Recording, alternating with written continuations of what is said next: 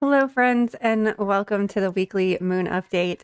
In these videos, we talk about the moon energy and a little bit of astrology for the current week. In this video's case, we're talking about April 28th through May 4th. We are starting our first week of May this week.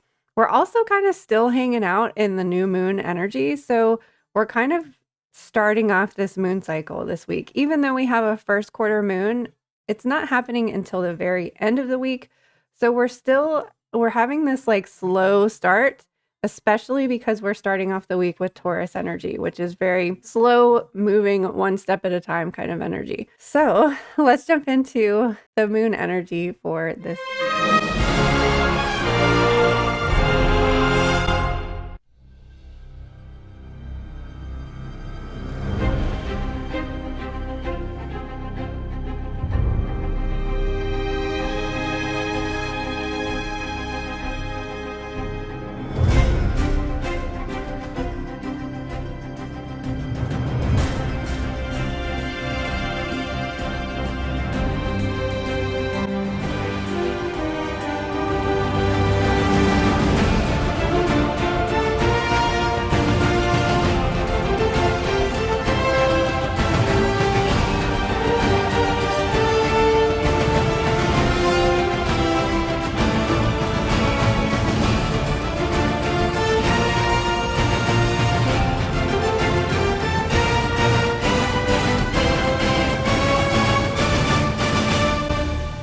Okay, so as you can see, our first quarter moon is happening on Sunday, May 4th, and we're so close to the new moon. We're still in Taurus energy for all day Monday, but there's just like not a lot of energy this week, not a lot of light. This is actually should have drawn this as just a little bit of a sliver, and the moon's going to slowly increase with a waxing crescent moon until Sunday. Like Taurus energy, it feels like this very slow moving, one step at a time. But I don't know, there's something about this moon cycle, I guess because it's like the first official regular moon cycle since the eclipse season, because the eclipses were kind of bridging two separate moon cycles. So it felt like we were actually in eclipse season for 2 months, even though it was technically just 1 month. But this Taurus new moon like feels very refreshing and kind of like this fresh start, like there's this urgency with spring of like, hurry up, we've got to get going.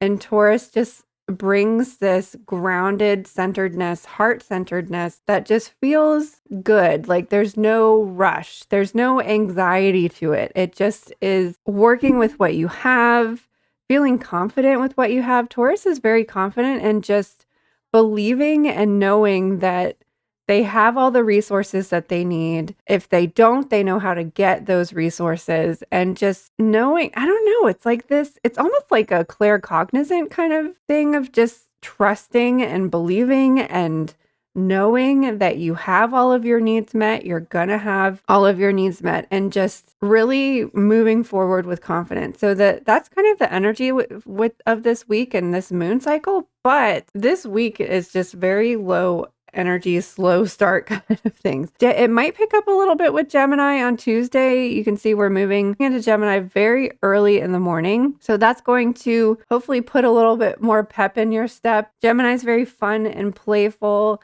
and it understands that like, because we rested, now we can work hard. Because we worked hard, now we can play hard. There's two sides to everything. And again, that kind of emphasizes that trust and belief that like, yeah, I'm not there yet. I'm not that person that I want to be yet, but I'm going to be. Like, you can see that person. Like if Taurus is claircognizant, Gemini is I would say probably clairvoyant, because it's like you can see yourself and envision yourself having the things that you want, being the person that you want to be, but at the same time knowing who you are now, knowing who you were in the past, and integrating all of those different things together. So we'll be in Gemini energy all day Tuesday, all day Wednesday, and then we're going to transition into Cancer very early in the morning again on Thursday. So this Taurus moon cycle encompasses both Taurus and Gemini season. We'll move into Gemini later next month. I think we really feel like when we're close to the season, I think we really feel this energy. So we might really be feeling the Gemini energy. I think the Gemini is going to be kind of the highlight of the week, even though technically our highlight of the week would be our first quarter moon, but that's not happening until Sunday. So Cancer again brings in this slower energy of remembering to do those things that you need to take care of yourself. Cancer and Taurus like really go hand in hand. Cancer is the divine feminine and Taurus is the divine masculine. And so there very much is this self-care aspect to both of these signs. And so we're closing out the week with self-care energy, and Taurus is going to kind of like hold you to those things. Taurus does like those regular routines, just like Virgo does, of doing those things that so that Taurus needs to be comfortable so that they can be the most productive or be their best self. So they like to have those creature comforts, those tangible things of the comfy bed and the perfect morning routine with their favorite foods, their favorite breakfast, and so that you're starting your day off right. So closing out the week with Cancer energy and really maybe sticking to those routines that are really sustaining and caring for you. Remember also that Aries season taught us what sustains us, what fuels our fire, what keeps our energy up and what keeps our energy going. So we're really holding on to those things and reminded of them to at least do them when the moon is in Cancer, because Cancer wants us to be nurtured and, Cancer wants to mother us to make sure that we're cared for. Then again, really early in the morning, 4:01 a.m. the moon will start to transition and will enter Leo 7:29 a.m. Saturday. So it's been a while since we've had a Leo weekend. So this is kind of a fun party kind of weekend. And now the moon is almost half full. So we have more energy, and the last few weekends have been very I think we've had a Virgo weekend and a Capricorn weekend. So that's very much doing the chores and taking care of the things at home. Whereas Leo is we can just hang out and have fun. Let's go out and socialize. Let's have a barbecue. The weather's nice.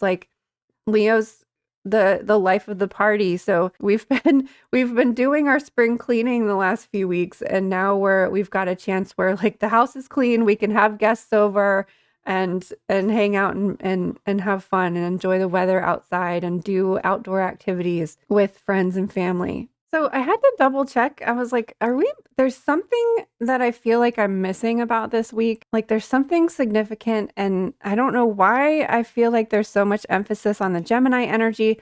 It might be what I talked about a few weeks ago. Jupiter is in Gemini currently and will be moving into Cancer. Yeah, we'll be moving into Cancer in June. So, I talked about this a couple weeks ago about how it feels like there's this last minute emphasis on Gemini and Jupiter. I don't know what, I thought, has the sun moved into Gemini already? And we haven't. The only other thing I could see that's happening this week is the first day of Pluto retrograde is on Sunday. Pluto's in Aquarius. That's not Gemini. I don't know. There's something significant about the Gemini energy this week. Maybe it's the last bit of Jupiter and Gemini before it moves in June. The only other thing I want to say about Pluto retrograde is this actually kind of feels good to me, because, the shift from Pluto into Aquarius was we all felt that, and we all felt all the times that it went back into back into Capricorn and moved into Aquarius, and now it's in Aquarius to stay, even though it's going retrograde. I feel and we've had these really big shifts and really big transformations. Pluto's the planet of transformation. So I feel kind of putting the pause button on the transformation feels kind of good to me, because we've been through so much this year already. Eclipse season kicked all our asses. So I feel it's okay, we've made these big shifts. Can we can we have a moment to pause and integrate and to get comfortable with these big shifts again and get used to them and get back into like a regular routine and to feel into this new energy, to learn how we work with this new energy, whatever the transformations you've gone through have been. So Pluto retrograde feels kind of good to me, to just kind of hit the pause button on the big transformations and allow us to get used to everything.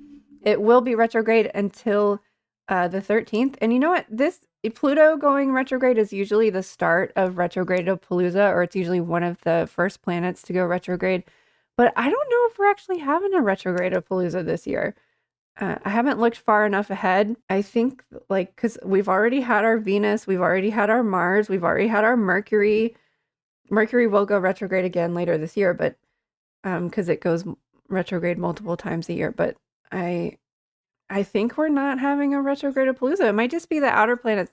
I'm not sure. I'll have to look into it. But usually Pluto is like the first one, and then slowly, month after month, another planet goes retrograde until they're all retrograde. But I don't know. It feels kind of good. Like normally we kind of don't see or feel those big effects because the outer planets have really long transit, so it's not something like a Mercury retrograde that happens really quickly and all of these things happen in a period of a couple weeks, and it's overwhelming and it's a lot.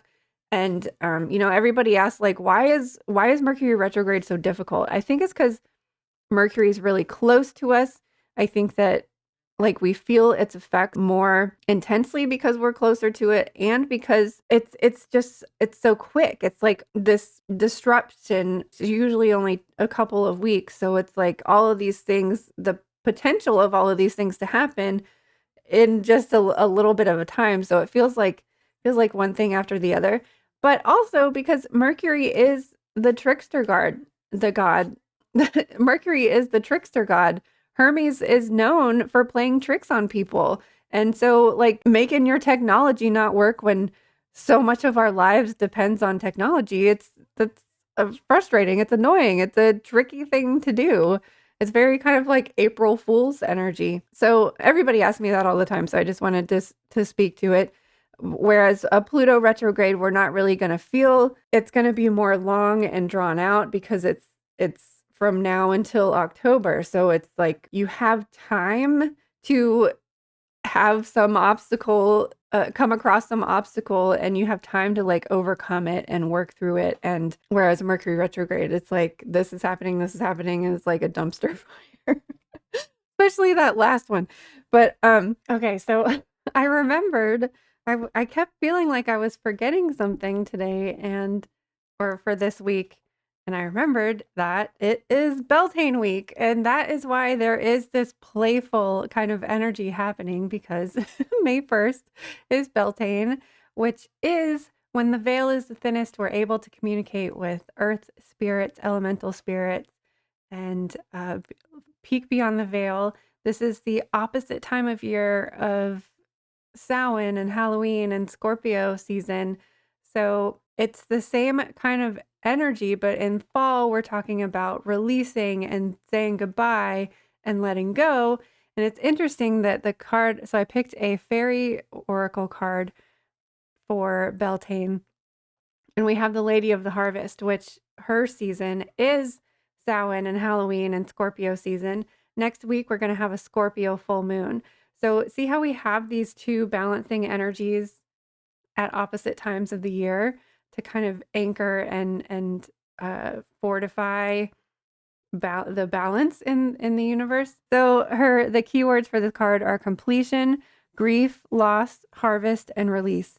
After we experience the nurturing and fulfillment of the bright mother, the Lady of the Harvest, also called the Old Woman or Crone, helps us to let go of what is finished and liberate ourselves to move on to the next phase of our activities and relationships. As in the natural world, the old becomes compost for new growth in our lives. The Lady helps us to adapt to change and release. Often, we associate the Lady of the Harvest with loss, regret, and grief, and often we are right to do so. The basic phases of grief are shock, denial, anger, guilt, emotional storm, acceptance, regaining of perspective, the beginning of healing, the deepening of our capacity for love. The Lady of the Harvest understands grief and is patient and kind. We go through the sometimes painful process of letting go. We may well need to be patient and kind with ourselves. We should note here that the grieving process is the same for little losses and large ones. Only the time scale and the intensity of the emotions vary, but they vary enormously. We might go through all of the grieving stages of a small loss in a few minutes, while it may take years for a greater loss. On the other side of this letting go business, there are many things that make us lighter and happier when we release them.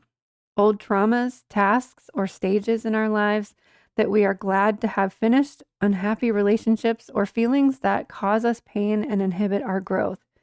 Sometimes we simply comfortably finish with one aspect of our lives and move on to the next, happily anticipated one.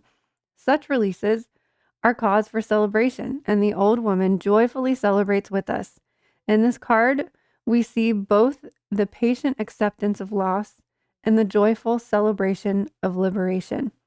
When we liberate something in our lives or in the world, we grow to be more like the Lady of the Harvest, developing her capacities within us. She says it's time to accept change, to move on to the next phase. Power and strength in the present and future come from releasing the past. This is a time of liberation, and we might as well cooperate with it. It will happen whether we want it to or not. Release and liberation may be painful or joyful, depending on the circumstances. Cry if you need to, be joyful if it's appropriate, but in either case, trust the process, acknowledge what you feel, and prepare to move on.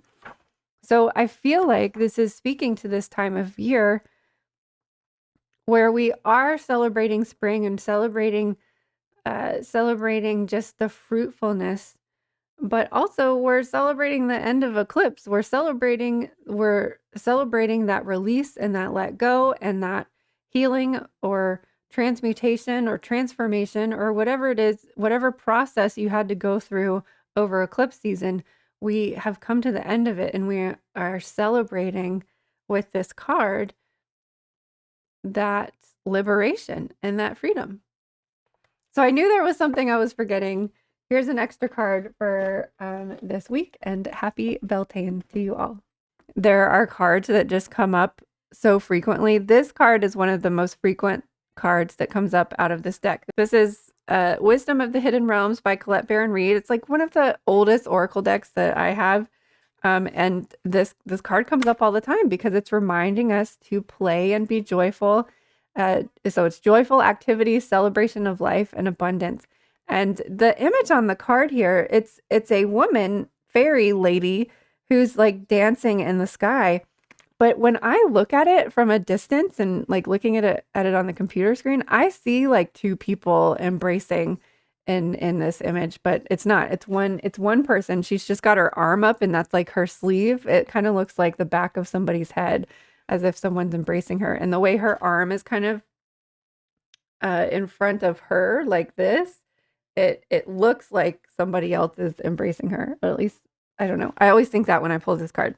So as your ally, the Sun Dancers celebrate you now and remind you of the laws of success and praise.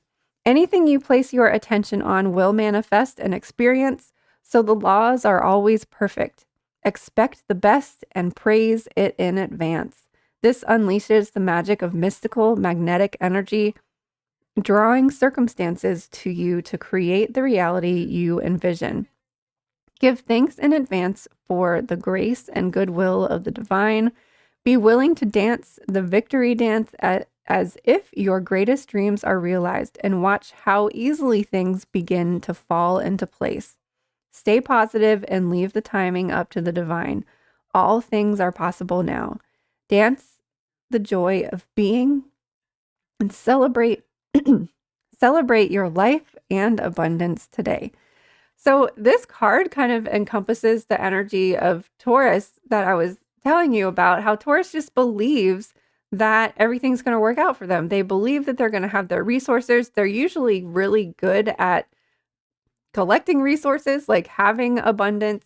And all the Tauruses that I know, I have a lot. So Tauruses are really good about sticking to regular massage routines. Most of my like people that are religious about, I call them my religious massage clients because they every month, once a week, every 2 weeks, whatever their timeline is, they never miss a date. It's usually like me having to cancel and be like, "I'm sorry, I've had something come up. Can we reschedule?" And but then they go right back into their regular routine. Taurus Taurus people are really good about just sticking with those things that take care of them, that nurture them, that care for them, and they usually have the resources to do these things. They usually have the resources to buy the new comfy couch or the best technology robot vacuum or whatever. I don't know. I'm trying to think of all these Taurus people. I'm like, they always have the nicest things.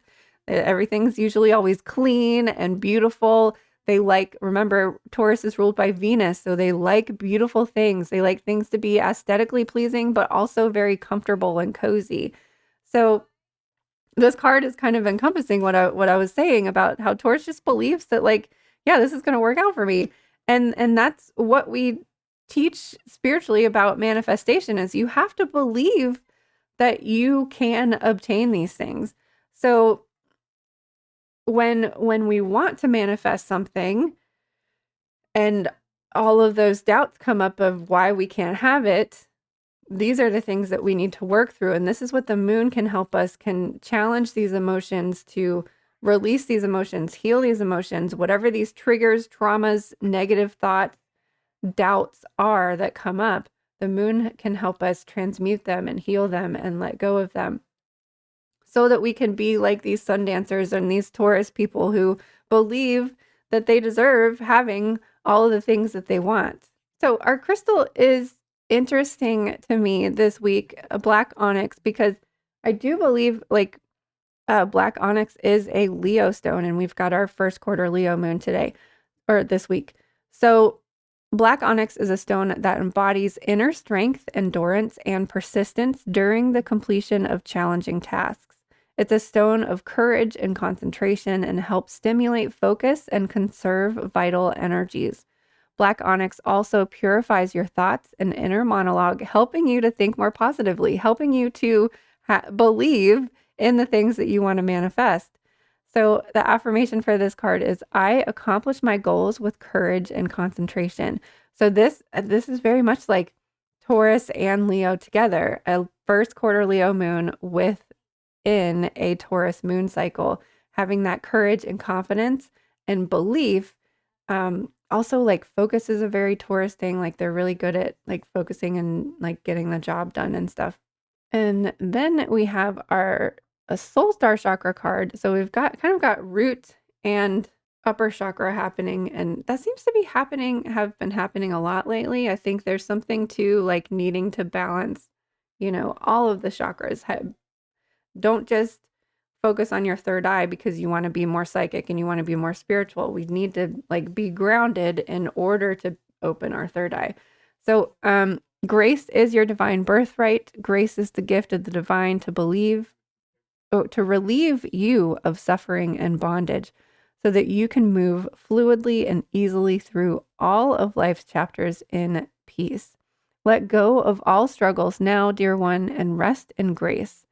Focus your attention and intention on the many ways in which you are loved and held by a benevolent creative force. Stop pushing the river, let it flow through you in miraculous and mysterious ways. So again, this is a soul star chakra card. The crystal they recommend is rainbow moonstone, which I need to get my moonstone video out. I learned in researching for my moonstone Let's Get Stoned video that rainbow moonstone is not technically a moonstone. I can't remember what it is exactly, but anyways, so the herb they recommend is Divana. I think we're continuing with these matching cards here again. So I hope that you have a wonderful first quarter week. Remember, there's to allow yourself to have that slow start and that one step at a time movement, because we're not in our first quarter energy until Sunday. So I hope that you're able to find time to play and to believe in your dreams and to combat any of those negative thoughts that might come up that make you feel unsure. I hope that you're able to approach this week with confidence and courage, like a first quarter Leo moon. And I just want to thank you so much for being here. I can't wait to see you on the other side of the looking glass again sometime soon.